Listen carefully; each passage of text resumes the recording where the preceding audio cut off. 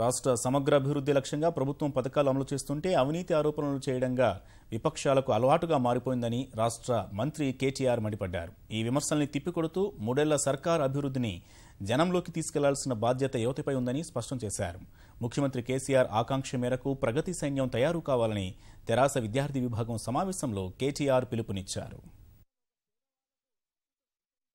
మాకు కనబడుతున్నది గొంతెండిన నల్లగొండ గొంతెండి జీవోత్సవాలుగా మారిపోయిన ఫ్లోరోసిస్ వ్యాధితో బాధపడుతున్న వాళ్ళే 2 లక్షల మంది ఎవరైతున్నారో ఆ కుటుంబాలకు మంచినీళ్ళు ఇచ్చే కార్యక్రమం మాకు కనబడుతున్నది. మీకేం కనబడుతున్నది?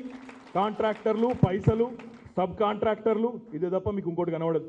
మిషన్ కాకతీయలో 46,000 చెరువులకు జీవం పోసి ఈరోజు తెలంగాణలోని 25,000 పల్లెలకు బ్రహ్మాండంగా ఆ పల్లెల్లో ఉండే కుల వృత్తులు చేసుకునే వారికి, రైతులకి అందరికీ న్యాయం చేసే తపన, ముఖ్యమంత్రి గారి ఆలోచన, అవగాహన సోయి మాకు కనబడుతున్నది. నీకేం కనబడుతున్నది?